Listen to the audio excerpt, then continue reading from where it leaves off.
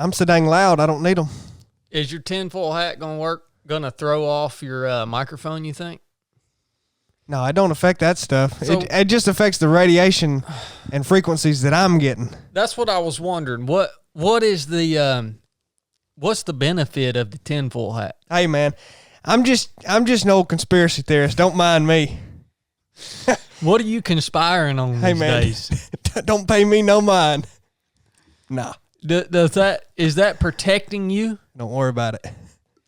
If y'all don't know, we put most of these episodes on YouTube, and y'all should just go to the 3 of 7 Project YouTube channel right now and look at Chili. He's got it literally a custom tinfoil hat on. And then look at Chad. He's got a feather in his hat sitting atop his headphones. Look at this thing. It's on a bobbing and weaving, ain't it? It's on a seesaw. Bobbing and weaving. So Yosemite Sam. That's how you know your hat's balanced. Boy, we've got a lot of very wonderful topics to discuss this morning on the 3 of 7 podcast. Thank you guys for joining us. I know Krista wants to talk about humility. And I'm tell you what, I hope she's got something good to bring to the table, because I don't know what I think about this whole humility thing. Well, you better know. It's all in the Bible. What do you see humility and skip it in the Bible? I think he does know what he thinks. He just don't like it. We're gonna dig into it. We're gonna dig into it. I hope. I hope I've got some stuff here. Yeah, I don't know quite what I think about it just in terms of do we have a true picture of what humility actually means, or you know what I'm saying. I hope Krista can help me work through that in my own mind. Well, she's going to pull her mic a little bit closer. You know how? No. You still haven't. No, this is the third week. I know. I still haven't ordered her a mic. So we're going to talk about that. I've got to read something to y'all here in a minute. I got to share a comment with y'all off of Instagram about shadow work. And it's absolutely epic. So stand by for that. And then I think right now I want to do some housekeeping. What's going on in 3 of 7 Project right now? What's going on? Well, I mean, what? Do y'all even know what's going on there? Am I the only one tracking? I don't know what we're supposed to say and what we're not supposed to say. There's a lot going on. Yeah, we've got a new product we're working on. We got a new sponsor, soda partnership kind of thing. Yeah. Y'all, if y'all have not seen if y'all don't, again, a lot of y'all don't watch this on YouTube. If you haven't seen this, every episode, I've been sipping on one of these drinks right here. This is called HOIST. It's like a way healthier version of Gatorade. Less sugar. It's got some calcium, potassium, and magnesium in it. And it's a really great option in terms of hydration if you guys are looking for something other than water. I'd mainly drink water, but I have been drinking about 1 or 2 bottles of this HOIST a day. Mm-hmm. And I actually really like it. Well, as much as you sweat, yeah, you need it. We started, where we first found out about HOIST was at 29029 when we were out there coaching. And they had this on the aid stations, and we drank the fire out of it. Yeah. I bet you drank 20 bottles of this stuff out there. Probably I had never heard of it before, and I finally just reached for one and looked at the label, and I was like, dang, I mean, that's got what I want to see in it. A lot of sodium, a lot of electrolytes. Like, most of them say that and don't actually have any of it, that an amount that does any good in it, and this did, and I was like, man, so I'm going to... Got a little bit of calories, 70 calories. Yep. I liked it. It tastes good, too. Yeah. Yeah. I mean, I'll drink it with dinner or lunch sometimes. Which I don't even care if it tastes good as long as it performs well, but it does all taste. about that taste. Well, it tastes good, but... What's really cool about... Oh, this bottle's also BPA free. Well, that's good. What's really cool about HOIST, though, is they are huge advocates for the military community. All right, I'm pretty sure they're in like all the PXs, and in the Navy we call them NEX. It's like the military gas station / grocery store. I'm pretty sure they're in all of those spaces, and they provide a lot of product to military, and they're huge supporters. It's a big part of their brand, which is why they fit. Not only is their product good, but the mission behind their brand also fits with my background, which is why we now are using HOIST as our hydration supplement here at 307 Project. By the way, HOIST, I don't know if you understand this, but I run every day, like twice a day. So I drink a lot of this stuff. I need some more. I need you to send me about 10 more cases out here.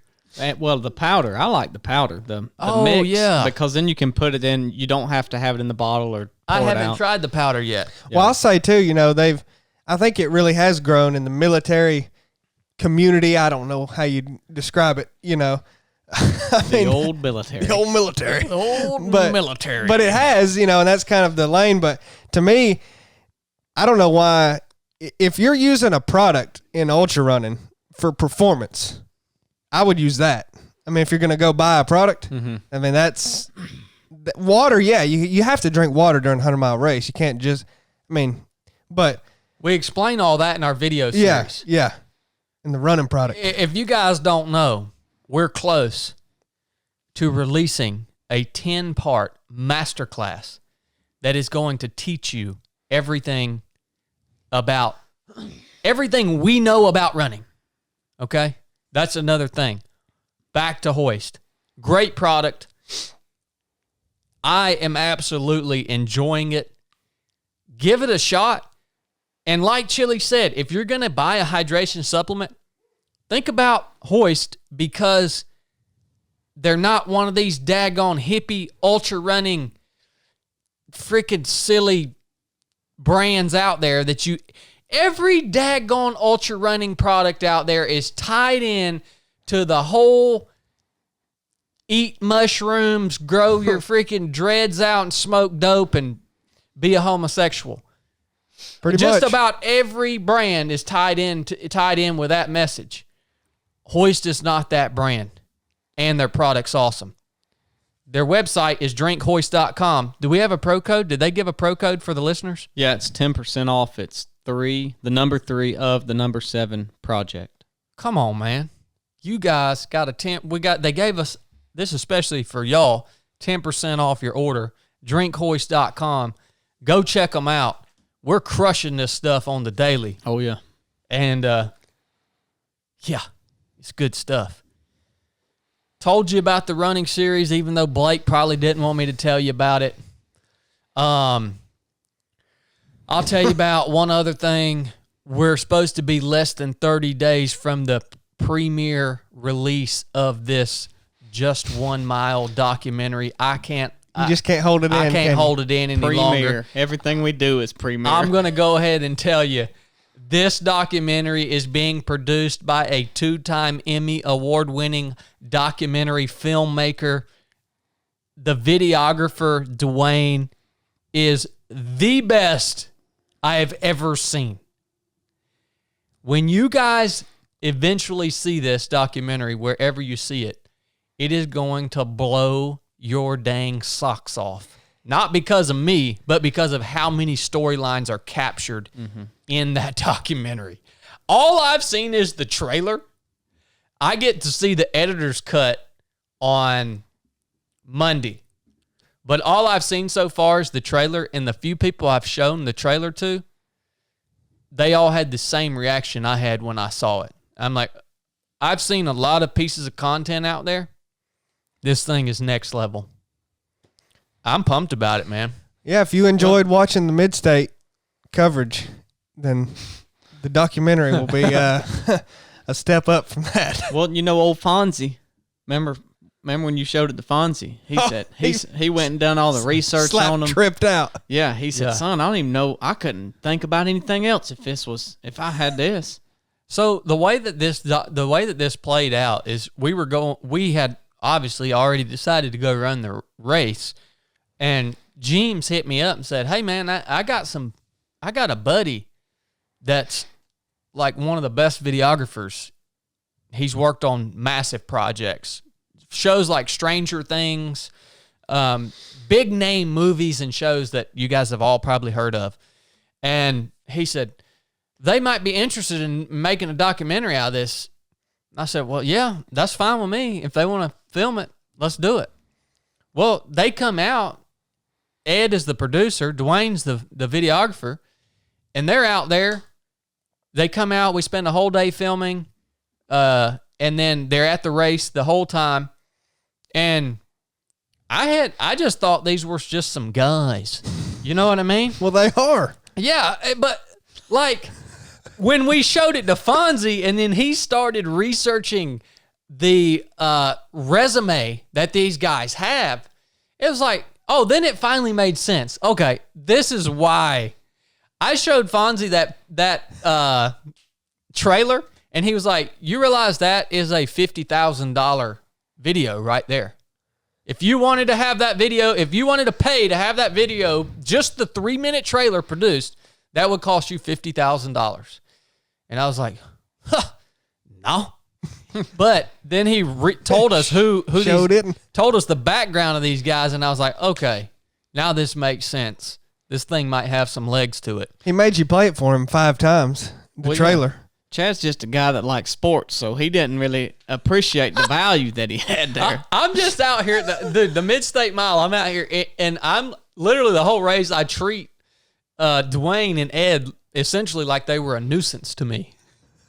I mean, just slap disrespectful. Because I'm focused on winning. And I'm like, these guys are going to make this video, and it's just going to be something that I'll have to remember the race by. You know what I mean? I think they would say different. I think they felt you were quite accommodating to the things that they wanted to do, because Dwayne was loving life. I mean, he was loving it, that he was able to get in there and be in the mix and not treated like, oh, you can jump in right here, but then you got to get out of the way. Like, he was right in the middle of everything. And Chili out there running cameras around. And me and Dwayne got to be buddies. Yeah. Yeah. Yeah. It's going to be good, man. So when does it come out? Ed texted me last night, and I'll tell you what he said. I'll tell you the exact words that he said. Hold on just a second. So here's Ed. Ed says, we are not far from a full premiere, probably less than 30 days. Because I told, they wanted me to come out, they're coming out on Monday, and they wanted to show me the editor's cut. And I said, you know what? There's a part of me that doesn't even want to watch this thing until it's ready to premiere. Because I thought about when they are ready, like just renting the entire movie theater down here on 27 and inviting all you guys that listen to the podcast out to see the premiere of this thing.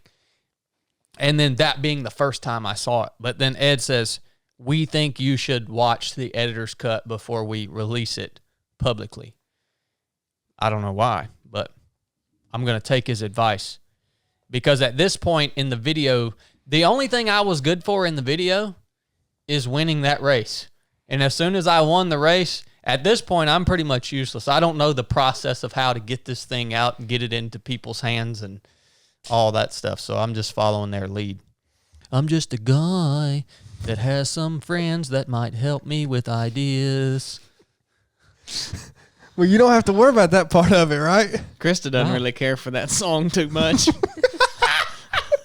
Krista, man, what was up on that run today, son? What do you mean? That run put a whooping on you, Krista. Did. I know. But I finished. Oh yeah, you finished. But so what was going on? What was going on?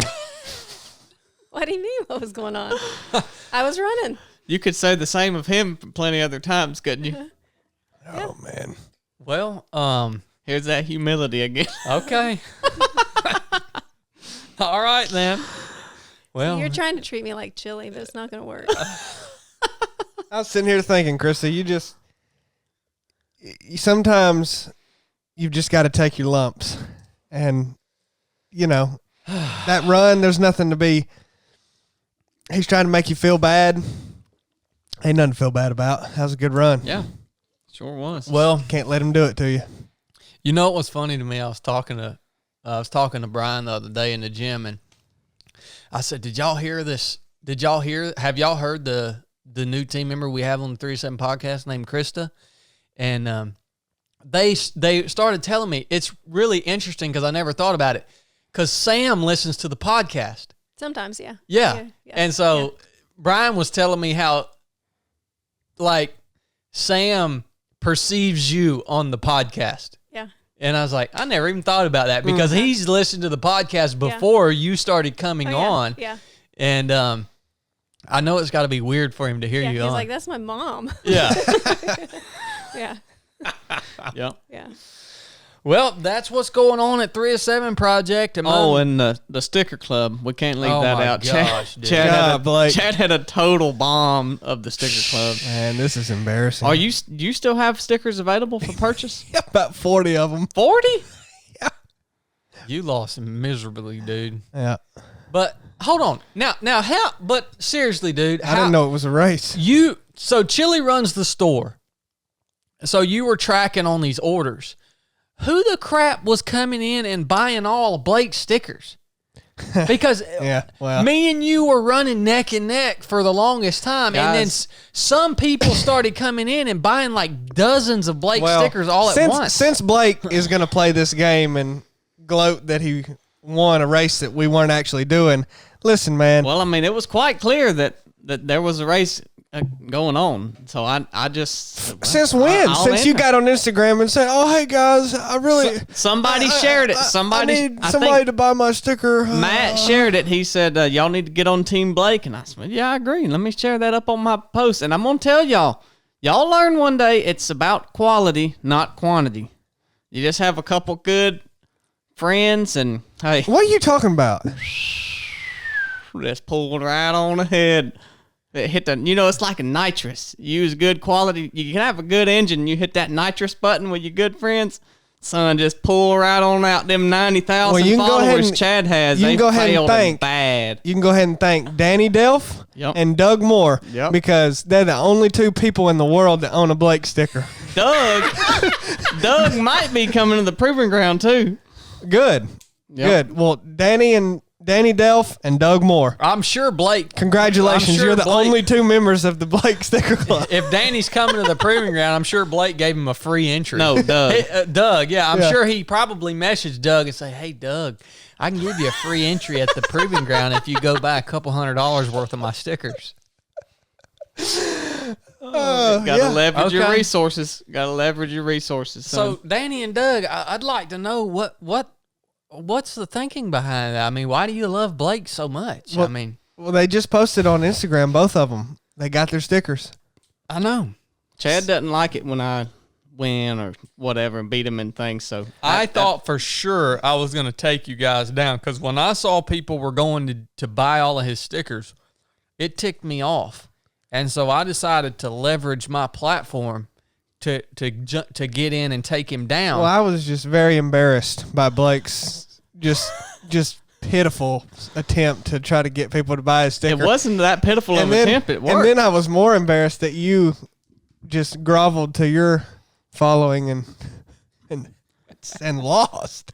I mean, it's just pathetic. Kat told me the other day, she said just pitiful. Y'all are embarrassing. She said, "I don't know if Chad likes it when you get complimented around him, Blake." And I was like, "What do you mean?" And she said, "Well, I was listening to that podcast with Fonzie, and she said he was talking about how I was his wife's favorite, and then they was talking about you, and we were kind of talking, and Chad said, 'So, David, I want to hear more about this,' and didn't even acknowledge the fact that." And I said, "Well, I didn't take it that way on the podcast." It's not that he didn't want you to have someone compliment you. He was just tired of talking about that. So he does that all the time. If you're saying something and he's done talking about it, he'll go, "So, David, hey, man." I mean, he is the host, you know. It kind of goes in the direction he wants it to go. So if he's done talking about these stickers right now, we're about to move on to humility, buddy. I just had to say, my buddies Danny and Doug, hey. I can't Pull figure out ahead. why any of y'all would like Blake. Will somebody please give me a reason to like Blake? Because I'm struggling over here. Oh man. Well, Look. Let me tell you how Blake's mind works. Blake bought a new bow and arrow, and it has worried him to death. He has worried to death over that bow and arrow for 3 weeks now. He's just so particular about this thing. This screw is here, and I can't. This thing's not hitting here, and I'm like, dude, it's a bow and arrow, dude. It's consumed him, but that's how he overcomplicates things, man. I don't know that I would say that it's consumed me. Oh, it's it worried has you to been death, a son. project, and I have paid it some attention. But have y'all heard about the bow? Nope. Oh, Have you? I told you I bought it. Every time he calls me, he says, this thing ain't hitting right at 60. You know, I sighted it in at 20, and then I moved back the next day, and it was shooting left, and I had to redo the whole thing. I mean, That's it's not what worried him to happened. death, That's son. operator error, man. It is. It is. I'm just telling y'all how Blake is. It's I all like- right. I Since like- you lost the sticker race, if you got to degrade me in some manner, that I'll take it to. You know, we got a podcast to do here, so whatever we got. Well, I'm such a humble person. Yeah. I'll move along now. All right, Chili, I want you to explain this comment to me here so I can understand what this guy's talking Now about. you don't take up too much time with this piddly stuff when we got important things to talk about. I know You know, don't want to talk about and you know, I humility. love Instagram comments. You said this is a funny one though. Yeah, I mean, this guy right here, man. Just read it. He's got to be doing good in life. This was his. So I made a post the other day railing against weak men, essentially. And this guy got really upset about it. And he told me about shadow work. This is his comment. He says, I'm just going to be straight up with you. You're assuming that your statistics based on social media posts. Women post everything while men post nearly nothing.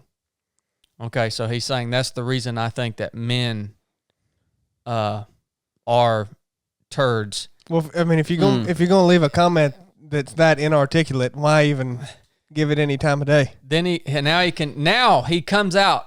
He's getting upset here. Who in the hell are you to accuse men of sitting on their butts and doing nothing? Who are you to judge Chad. anyone?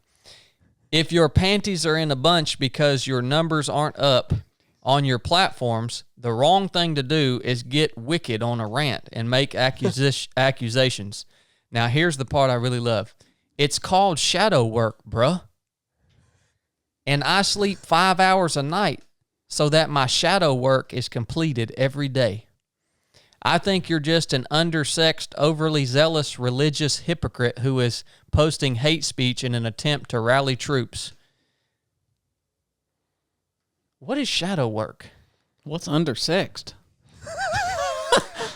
Son, Chad ain't getting no action, man. gosh.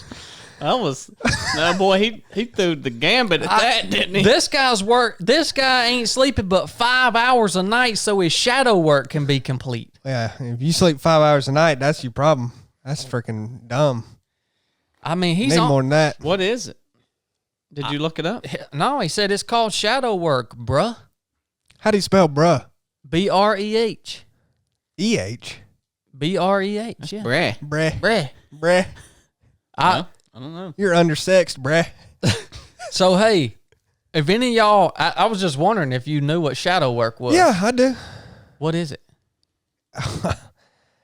I mean, well, Krista, I mean, you were talking to me about it before. Like you said, you get in touch with your darker side. Bruh.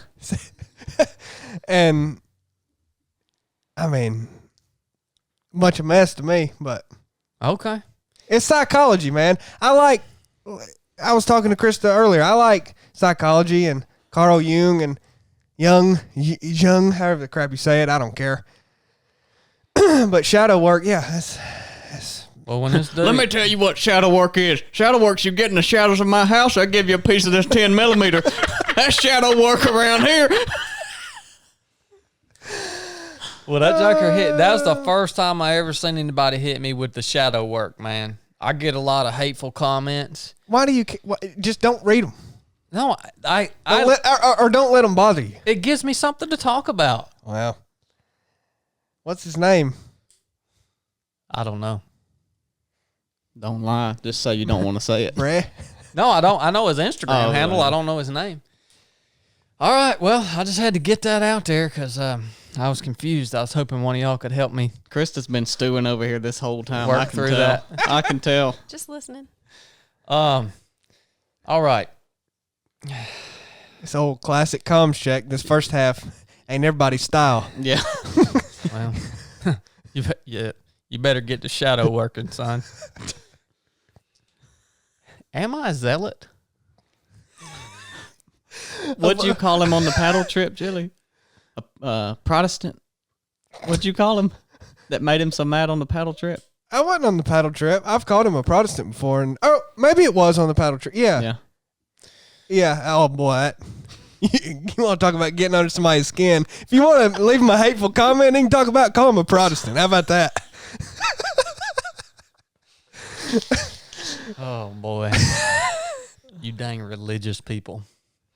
Oh man, yeah, call him a Protestant. Zealot. Was zealot in what way? Well, weren't there A zealots? religious zealot? Weren't there? That just Is that what you're asking? That just means you're mean, right? No, not quite.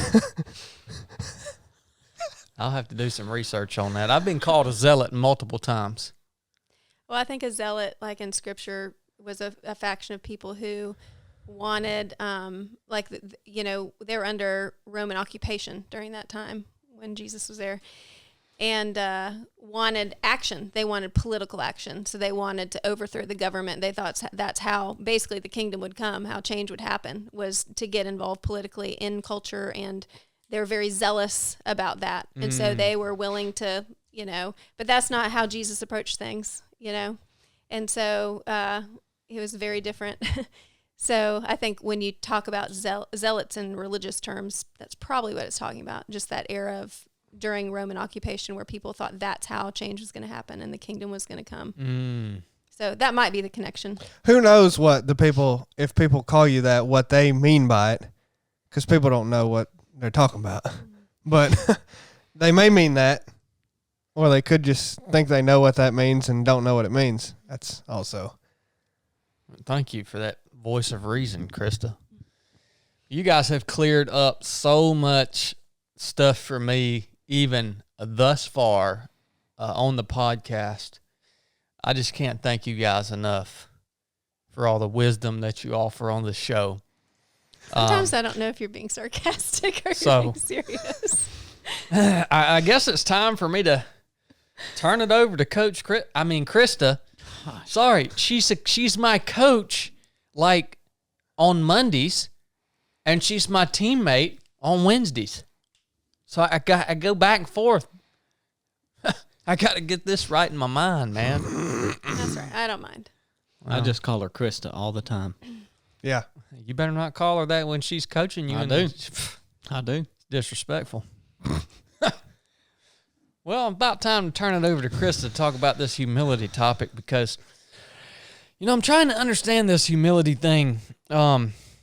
It's defined as a noun, a modest or low view of one's own importance or humbleness. Now, I see people or listen to people, or even I myself might have been guilty at times of maybe showing what I call false humility in terms of like verbally degrading myself or my own abilities or my own skills. I don't know. It's like a false humility almost, because if you're freaking good at something, like if you're really good at something, why would you degrade the fact that is what you're good at? Well, that's just lying. I guess so. I mean, unless you don't think you're good at it, and you really are. If you think somebody's good at something and they downplay how good they are at it, could be false humility, or it could be they legitimately don't think they're good at it. I mean, you don't really know. You'd have to watch them and kind of see what they were doing. Yeah. Yeah. You can tell, usually. What the opposite of humility would be pride. Yeah, I'd say that's pretty good. What'd you say as a low view of someone, of yourself? Yes. So yes. a high Arrogance. view of yourself, arrogance. A modest or low view of one's own importance. And I then think it says that's a little humbleness. skewed definition. Yeah, I would agree with modest, but I don't think low. I mean, that's a little bit like lack of self-confidence almost. A low view of yourself would be a lack of self-confidence, I think. A modest view is more like it. Yeah, some people can be self-deprecating, but that's not healthy. That's what I was trying to say. Yeah, you can be self-deprecating. And some people use that actually as a tool because it's a way to deflect. I've talked to some people before who say they realized they didn't know they were doing this, but then came to realize they would be self-deprecating because if they were down on themselves and they were in that place, then it kept other people from criticizing them because they felt bad for them. Does that make sense? So like, if I'm just constantly like, woe is me, and talking about my faults and being self-deprecating, then that's kind of a clever defense mechanism so that you're not going to come to me and bring things to me because you assume that I already know how bad I am, or you're not going to want to make me feel worse. And so self-deprecating, if being self-deprecating can be a kind of a tricky little tool that people to deflect. A lot of comedians, right? They, you know, if they make fun of themselves first, if they make themselves the joke, then you're not going to get made fun of. Yeah. It's already been done. It's a way to deflect. Yeah. Yeah. So. It's almost like ownership. It's almost like owning it so no one can accuse you of it. Well, and then I think the opposite being pride. I think C.S. Lewis defines pride in the most wonderful way that I've ever heard it described. The ultimate version of pride, when you move from vanity to pride, is when you think so highly of yourself, you no longer care about anyone else's input, right? Does that make sense? Like, the fact that I read my comments shows me that I'm not completely succumbed to pride. Because when I post something, hold on. When I post something, I genuinely care about what others think about what I'm saying, because I know that there's probably an aspect of it that is incorrect, or it's difficult unless you're coming straight from Scripture to portray truth. Because what I see to be true in my life, if you come at it from a different angle, there'll be holes all in it, right? So I care. It helps me grow my understanding of the way I perceive the world around me. Now, if you are succumbed to pride, you wouldn't read your comments like Chili, because you think that you're right about everything, and it doesn't matter what anyone else says. Nope. I was just about to say, what I look for, the number one marker I look for on who is a prideful person is an inability to say a little phrase, a 3-word phrase, I don't know. A prideful person won't ever say that, ever. That's a marker of pride.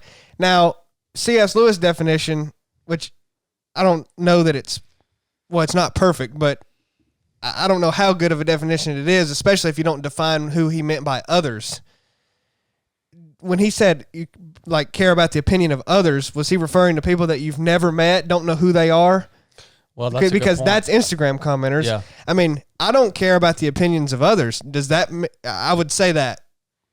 Does that mean that I don't care about what my parents think of me? No, I do care what they think. I don't care what, quote unquote, the world thinks. To me, Instagram comments represent the world. It's just people that you don't know who they are. I mean, old shadow working, bruh. I mean, you don't know him. He doesn't know you. He may be someone that you met and became friends with. You may meet him and think he's the biggest piece of crap you've ever met. So if you let what he says bother you, you're just insane.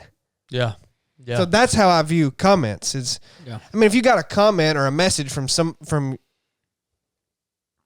that you know about what you said, that's totally different than.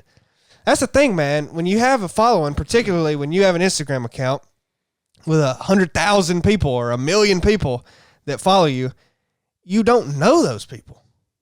If you have an Instagram account and you have 1,000 followers and you all, well, you can get to know them. You just have to look at their Instagram account. Oh yeah, that's good. Yeah, go see what they're posting. Yeah, see what their shadow work journey, and see when they go do a 5-mile run that they're proud of, and they hop on Instagram to post it and show their sweat when they're done. Man, that's you want to talk about. Never mind, I don't need to do it. I don't need to get nuts. But let me just remind everybody: you can run or work out and not let everybody know. Did you know you can do that? I do it every day. You can do that. You can do that, man. How about that? I do it every day. How about that? What were you going to say, Krista? Well, I was about to flip it. So are you ready? Yeah. Yeah. Get me off of it. And then, flip it, and then I have a question for you. All right. So talking about not knowing the people and how that's a factor, that's important, and connecting that back to humility just brings me back to the original reason we started talking about humility, which started on our run today, actually. So just cautioning that, also flipping it on the other side, you have the Instagram commenters, but they're commenting on your posts. And so we had been talking about the care that might be needed in making posts, because at the same time, you don't know the people that you're commenting about too. So that's just another angle to look at it from. So just as the commenters need to, maybe to have care and realize, like, I don't really know Chad. I'm just going off of this post he made, and I'm making these assumptions about him, telling him he needs to do shadow work and all this stuff. But at the same time, it's worth, and this is where the humility comes in. Can I take that same criticism? Can I take that same lens and apply it to myself? Like, am I doing the same thing? So does that make sense? I do. Yes, it does make sense. My question was going to be, why did this topic come to mind for today? Mm-hmm. Anyways, was it from the conversation that we had on the run? Or? Yeah, I think it just came up when you said, what should we talk about today? I think that just word stuck with me, because we talked about the division within church and denominations and all that kind of stuff. And so our conversation running didn't have anything to do with Instagram. But I think we were talking more about the unity of the church and how do we engage culture and just differences, and how a lot of things just need to be held with humility. Like, you have a different perspective than I do, and I can, and that not all people in this particular denomination or all people who go to church are this way or that way, and how we just have to be careful around some of that kind of stuff. So I think maybe that's where it started. Yeah. Well, social media has complicated it, right? That is the dynamic, because if you're sitting at a restaurant, you're sitting Blossom Hill eating lunch, talking to, all four of us are sitting there, and you say something like the conversation we had while we were running, and somebody, you'd never met them, stranger, you don't know them, they don't know you, and they overheard it, and they came over and said exactly what that comment said about shadow work. Would you not just brush that off? I mean, that wouldn't bother me. I would be like, dude, who's this loon? But when it's on Instagram, they follow you. You almost, you're an, like it or not, that great word, influencer. Well, he wouldn't brush it off if someone came over to the table and said, I'm saying, you darn zealot, what the crap are you doing? No, I don't mean you don't engage with them, but you'd actually have a real one-on-one conversation. Yeah. You can't have that on Instagram. I'm just not doing a great job describing it, but it's a totally different dynamic.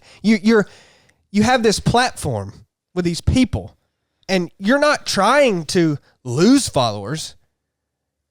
There's an element of pride in just the fact that you try to gain followers. It's just the nature of social media. It's a weird thing. Well, this is a difficulty that I have in my own thinking in life, is because part of what I'm good at is sharing what I have learned and what works for me with other people. Now, it is extremely difficult. If not, I would like to hear your argument on this. It's dang near impossible for me to share those things and to share it in a way that it's going to appeal to the whole spectrum of people that see the message or hear the message. And so I think what happens with a lot of people, that stifles them from ever sharing what their opinions or their beliefs are, right? Because they think, this is something I'm passionate about. Maybe it's worked for me, but I can see how it's going to rub some people the wrong way, and it may not work for other people. So how am I going to put this out? And then they just end up going through their whole life and never helping anybody with anything because they're so freaking worried about saying something that's going to rub somebody the wrong way. And, you know, it just seems, for me, I hope anyone who hears anything I say, I hope that's just I hope that it's assumed. Like, don't expect me to caveat everything I say with, hey, this may not work for you, but this is how it worked for me. I'm not going to caveat everything I say with that. But that's the reality of the world that I have been thrust into. Yeah. You have to caveat it if you don't want people to take things how they want to take it. You just need a slide at the beginning, like at the A beginning disclaimer? of a movie. Yeah. Well, any room you leave for interpretation will be interpreted an infinite amount of ways. Well, I mean, like you can Interpreted. if you think about being good at something and being humble or having humility about it versus being prideful, like you can be good at something, you can go do it, you can tell someone like how to do it, but I think like the minute you start like boasting about it and saying, "Oh, look at me, look how good I am at this," and then that's sort of moving to pride. Like you can be good at something and you can know that you're good at it, and you can tell like, "Hey, I'm good at running. Let me teach you how to run." I'm better than Chili at running. And that's not prideful, but then you say, "I'm the best freaking runner out there," and can't. And I know we joke a lot, but when people hear that and they don't know the context of the joke and stuff, then they could interpret it as pride. What? Whenever we're just joking? Yeah, I mean, when he just said he's better than me, that ain't pride. That's just delusional. Well, There's a difference in pride and delusion. It's going to be interesting how, because a lot of, now let me tell you how I have used that to strengthen my own mindset. When I went into Mid-State this year, I went in with a attitude that you'll see it if you see the documentary. You know when they come over to me, you guys saw the trailer, and they're like, "Oh, Greg's here," and I said, "I ain't worried about that dude. I'm gonna hurt him so bad. I'm gonna crush his soul and hurt him so bad he's never gonna want to race again." Mm-hmm. I was doing that for myself intentionally. Like I showed up intentionally telling myself that it was impossible for anyone to beat me. yeah. You got to believe that if you're going to win, And man. in that moment, it was pretty essential. Well, it's like a tool. But I guess you can't walk around like that. It's like a tool versus, I was thinking the other day, and it's not about pride, but it kind of relates. It's the verse about God's not giving us a spirit of fear, and how sometimes the feeling of fear can protect you in situations, right? So it's like what is the feeling of fear versus the spirit of fear? And it's like, what is using pride as a tool or having a spirit of pride, or you are a prideful person. Not that just because it happened in the moment that you're now a prideful person, but you're using it as a tool in that environment. And it's almost like not all things, but like you go do what you want to win the race, you go do what you need to do to win it, but that's not who you are in that race. You're just out there running and trying to win. I don't know. Listen, man, if you want to win, you got to freaking believe you can win. That rubs people the wrong way. That comment might rub somebody the wrong way out there. Well, guess what? It's people who don't know how to freaking win. They ain't never going to win nothing. Not only do you have to believe that you can win, you have to believe that no one else there is as good as you. Like, that's a part of it. Like, and if the people that rubs the wrong way are people that ain't never won nothing. That's the facts. yeah, that's true. I mean, I think that's there's truth to that. Here I go. I need to caveat everything I say. What do you think, Krista? Well, I think I was still thinking on what you said about I can't just caveat everything, and I do think that's true. We can't live that way, and I think part of the difficulty in the world we live in is there is no nuance and context anymore. We just live in a world that it's just absent of that, and so that's difficult. I think not caveating things, I think that's not so much the issue. I think there are little things we can do, though, when we talk, like not use absolutes, like everyone is like this, or, take an anecdote and then apply it broadly and generally. Like, for instance, when I'm talking to my husband, we have this thing where we try to not use statements like, you always do this, or you never do this, because that's not true, that's just not true.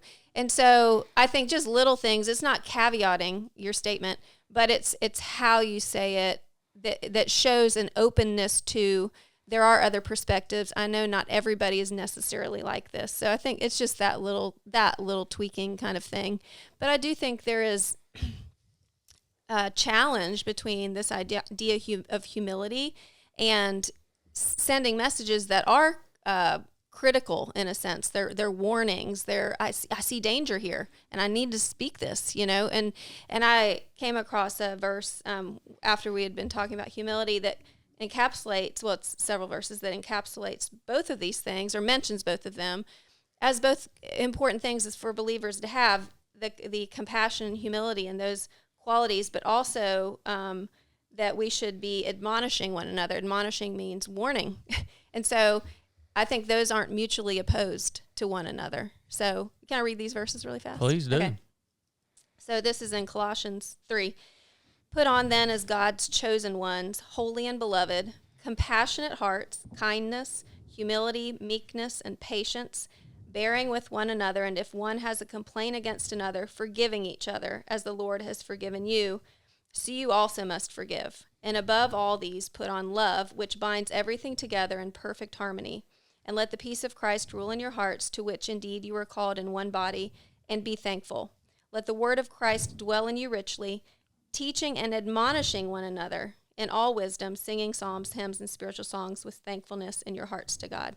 And so having these hearts of kindness, humility, meekness, patience, forgiveness, love, like, it sounds really soft and like, oh, I'm not going to step on anybody's toes, but there's a way to live in that spirit. And also, when we see our brothers and sisters in danger, that we need to be speaking up. We need to be teaching, and that's grounded in the word. But I think that is an interesting, perhaps, tension to have. How do those things work together? Yeah. So. Well, you need dialogue to work through those things, right, and that's another thing social media does not offer. Right, you need to these things it's talking about require relationship. Yep.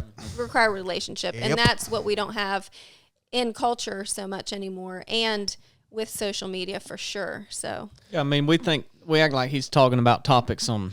I don't want to make this all about Chad, but anybody that's talking about topics that's like, is that water bottle black or red? It's like, well, that's pretty easy to answer, but to put something out that's 1 minute long that's about as a deep a topic as what it is, there's going to be people that say, well, he left this out. Well, he didn't say this. Well, he said this. And it's like, man, it's 1 minute long, and you could literally talk for 2 weeks about this topic, like, take it for what it is. And it's fine to read whatever you want to read, but why I get so hung up on, especially people who get inundated with other people's opinions all day, you can't let that bother you, because you cannot please everybody, and you can't have a dialogue with them all. I mean, you may talk to 99% of people that leave a comment, and by the end of a discussion, they were like, oh, I see your point. Mm-hmm. I know what you meant now.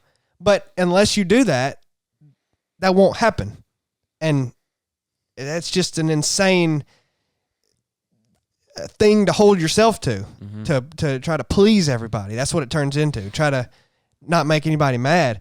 And man, those absolute statements, yeah, you should probably be more precise in your speech at times. I'm not talking to you. I'm talking to everybody. About everybody should. But some of those statements, man, that's just the way we communicate and talk. But people don't always know what you meant.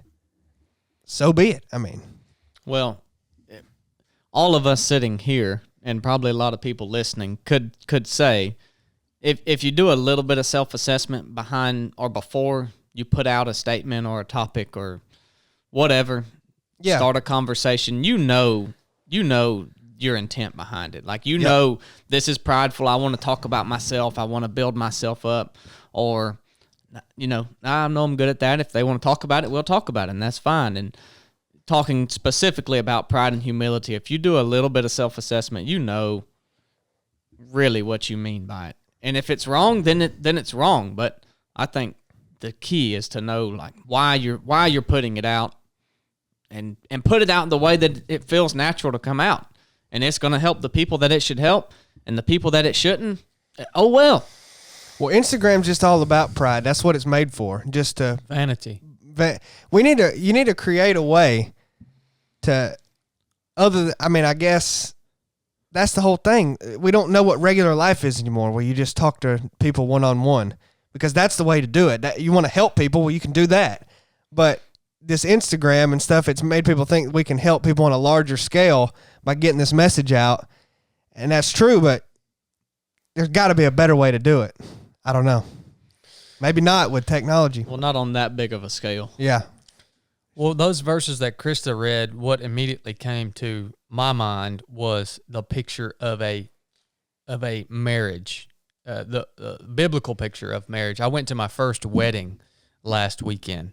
Brooke and I got married at Justice of the Peace, and I didn't even go to Blake's wedding. Back when I've never been. This was my first wedding that I've ever attended, and I heard the guy up there, I don't know if he was a preacher or assume he was, I don't know. He was going through the Bible and talking about, you know, the things that nobody wants to really try to dig into and grapple with and try to understand in terms of the relationship between the woman, the husband, or the wife and the husband, because so many, I think, wives shut down when they see the parts that say you submit to your husband and the husband's the head, but then they shut down because they don't see it in the context of what the husband is required to do in terms of literally loving their wife as Christ loves us and gave his life for us. Like, the two have to, they have to both be in alignment with that, and then it works perfectly, I think. But it was powerful for me to hear him talk through those verses, and there, as those two people were being joined in marriage, I don't know. That's what I thought about. Because when you're admonishing someone, it should be coming from a position of humility, meekness, love, forgiveness, all of those things. So you're right. They have to go together. I want to tell you guys about a struggle that I've had with, I guess a consciousness of my own battle with pride.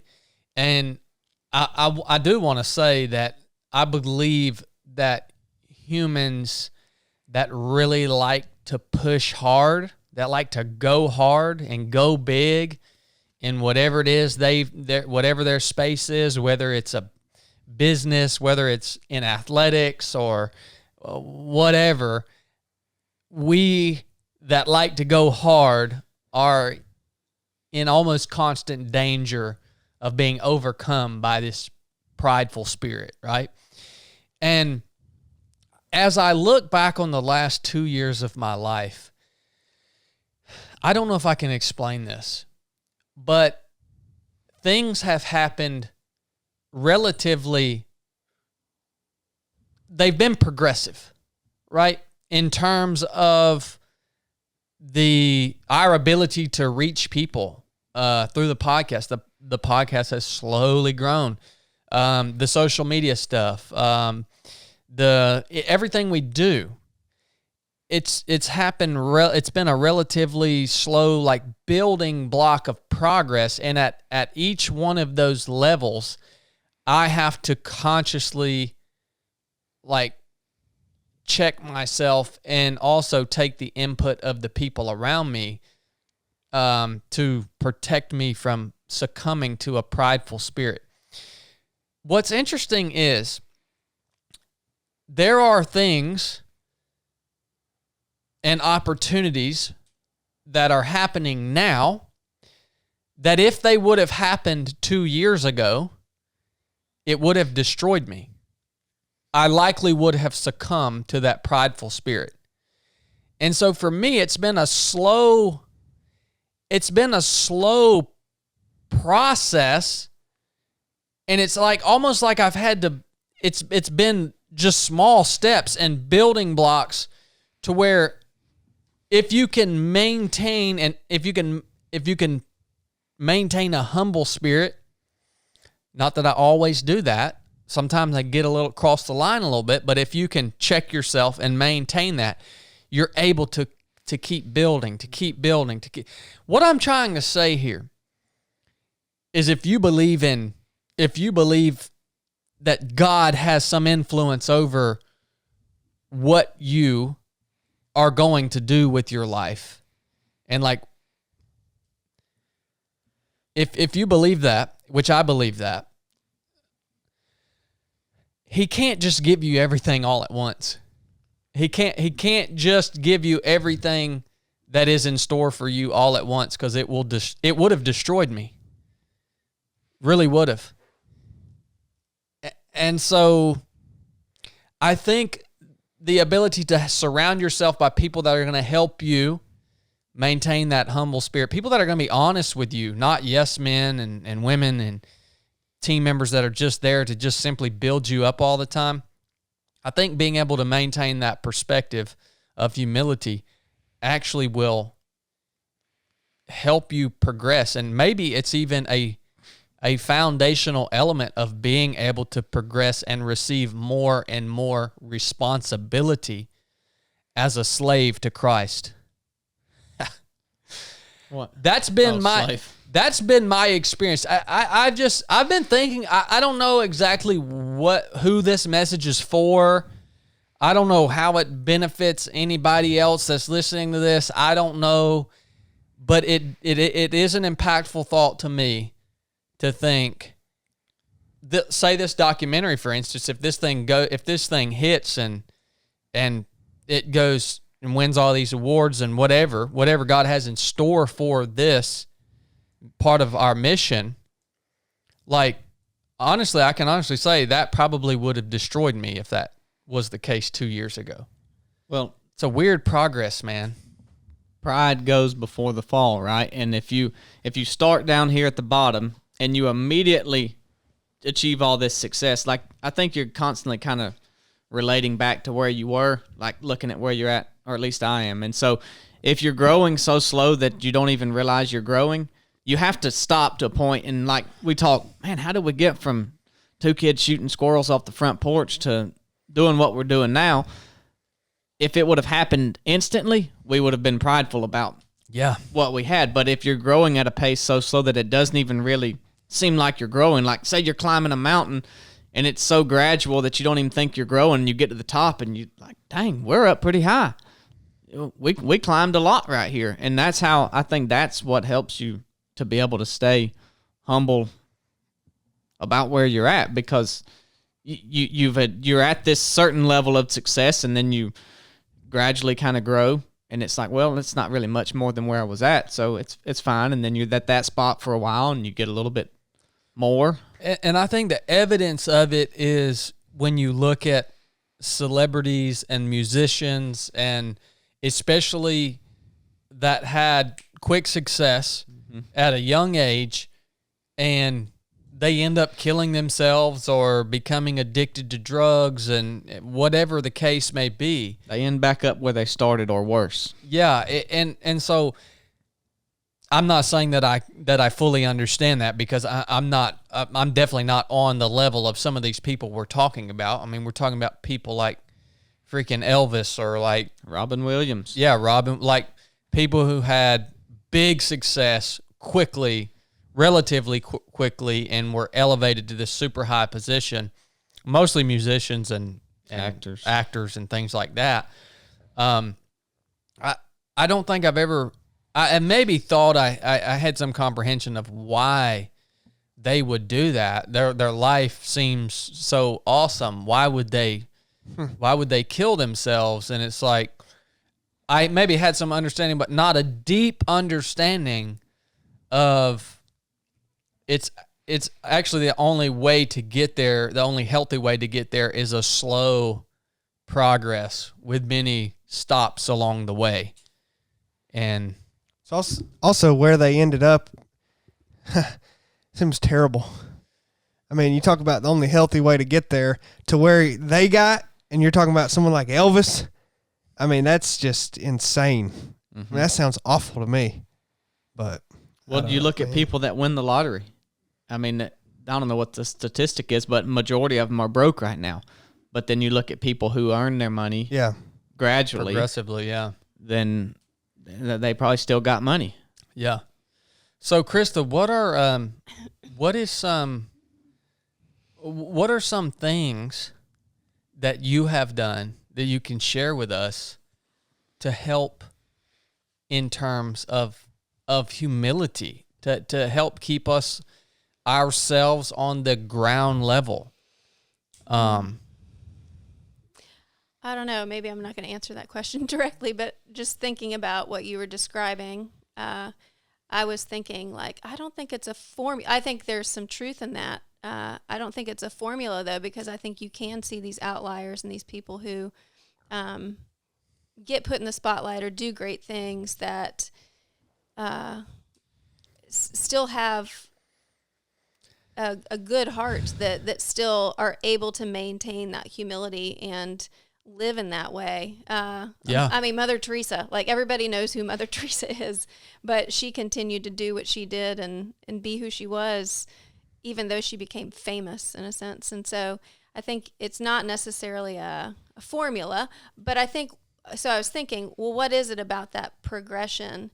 And I think what can happen in that progression, not for everybody, but I think your perspective changes when you're given that time.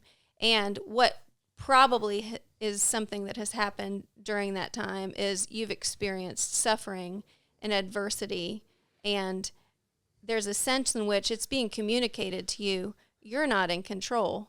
This is not actually coming from you. Whatever is being produced is not just you. And so I think there's something about your perspective that can shift, whereas if it's an instant thing or something that you might feel like you're in control of, or you did solely on your own merit, then that can detach you from God, and you don't recognize it's the grace of God, the gift of God, His Spirit working in you that has cultivated what it has. So I think that's one thing just off of what you were saying. That's exactly right. About. That's exactly right. Yeah. So I think that, and then I think just honestly that just the grace of God in your heart, just having those things we talked about, being connected to the Word and His means of grace through the Word, through other brothers and sisters that are around you. Those things keep you grounded and keep that perspective in a good place. And we need to recognize that it's in all of our hearts. Like, it's not like there are these prideful people and these not prideful people. It's in all of us. And so I think that it just is something that we have to depend deeply on God to walk with us in that and keep us awake, keep our eyes open so that we're aware of what's motivating us and where we're headed. So I don't know. So as far as what I do, I don't know. Read scripture, surround myself with a great community, ask God to help me stay open to blind spots and things like that. I think a lot of things that happen in us, though, that are produced are because we've experienced them from God first. So even in those verses I read, it talked about forgiving because God forgave us. So any sort of love, humility, meekness, all of those things, Jesus was that first, and Jesus was that for us. And so if we're really being purely compelled and all those things are being produced in us, it is, I think, got to be because we've actually experienced that through Jesus. And all of those things that described the believer, the chosen ones, as it said, that's a description of Jesus, Yeah. So. Yeah. I think if you're feeling prideful too, that like you can, a lot of it has to do with who you're around. Like if you think you're a really good runner, then go run a really hard race and fail at it. You know, something that you're going to fail at, or and it could be too to do with your standard for life. Like if you got a standard for your life and you're hitting that all the time, it'd be easy to think like, dang, I'm doing pretty good. I've got this standard for my life and I'm hitting it. But if you don't see areas you're falling short, then you're going to get prideful. If you don't see something in your life that you're not good at, then you're going to start thinking, I'm pretty dang good. So it's like, what are you measuring yourself against? I just was thinking, can you even know if you're feeling prideful? Would you know? Like, would you feel prideful? Or would that have to be pointed out? And then would you have to be in a place where you were able and willing to hear that and take it on board? I don't know the answer, but what about you, Chili? How do you stay in a good place, man? I don't know that I do. I mean, I struggle. Now you're a little you struggle more on the end of the self-deprecating talk than you do on the pride. You will put yourself down, man. Too. I mean, you put yourself down all the time. Well, I'm definitely too negative. That's for sure. Definitely about myself and just in general, I would say I'm too negative. But I also struggle with pride. I mean, and holding pride on certain things and arrogance and everything else. But the self-deprecating thing, maybe I'm wrong, but I always, when people perceive me as self-deprecating, I'm either doing one of two things. Usually I'm either just being funny. And you talked about that defense mechanism earlier. I'm not really doing that. Maybe I am, but I would say I'm not, because I don't care if other people make fun of me. That's funny to me, but I just do that for kicks and giggles, make sillies, or it's what I really think. Like I've heard people say I'm self-deprecating about running or about whatever, and I don't view it that way. I mean, I just view it realistic. Mm-hmm. It's how I see what I'm doing. You know, like if I won a race or something and I'm like, yeah, great, but it was this or that. It wasn't a competitive one. It's not that big of a deal. People are like, dude, but you won, you know? It's like, I don't think that person's being realistic about how good the accomplishment was. I think they're overinflating it. Yeah. So I'm just like, it's not that big of a deal. Well, and people are like, oh, you freaking self-deprecating. I'm like, well, no, you are overinflating how good it was. But do you like the spotlight? Well, I would say no, but then I'm sitting on a podcast. Well, yeah, but I mean, Chili's gonna be a big deal before he dies. Gonna be. No. Yeah. I mean, I think people will self-deprecate or whatever you want to call it. Self-defecate. Because they don't. I've done that too. They don't like the spotlight, so they use that as like a deflect the spotlight off. Hey, you did really good, and they don't want people talking about them. They're like, oh, it's not that good. So-and-so did good, or I did this, and so I don't know. I mean, I wonder. Well, I don't mind. I don't mind if people talk about me. I've been trying to do better. You know, if people say, "Oh, that was awesome, congrats," I just go thanks and just try to be done with it. But if they start talking to me about it, then I have to be like, well, yeah, it wasn't that good, but thanks. What you should say is, heck yeah, it was, man. Did you see me back there? How fast I was going? If you ever want to leave them, if you ever want people to leave you alone, just self-defecate. Self-defecate, don't self-deprecate. People will leave you alone. I have done that.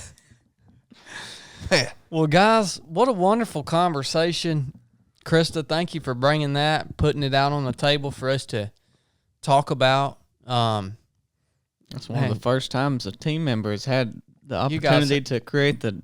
I'll tell you what, you guys helped me. I created it 5 minutes before we started. Yeah, that's the best way to do it. Did well, too. You guys helped me so much, man. You helped me a lot, Chad. I just want to say thank you. About the only thing I'm good for around here is cooking breakfast after Team PT. You cook a good breakfast too. That's good. You cook a good breakfast. Well, guys, you know the deal, man. Y'all know the deal. If you got something out of the show, please share it with somebody. Leave us a review. Oh, yeah. If you really got something out of the show, leave us a review on iTunes. We'd appreciate that. Even if you didn't get something out of it, just let us know you didn't. Go on there and talk crap about chili. That's the best place you can talk crap about chili. Chad will read it. A review on iTunes, and I will make sure I read it on the podcast. So, Do you know, I have small thumbs. yeah, you really do. Weak genes, man. And you're the firstborn, too. I wouldn't expect you to have small thumbs as the firstborn. My dad has big thumbs. Well, he's the only born. Well, yeah, but, yeah. Anyways, we love you guys. Thanks for tuning in to another episode. Nuff said.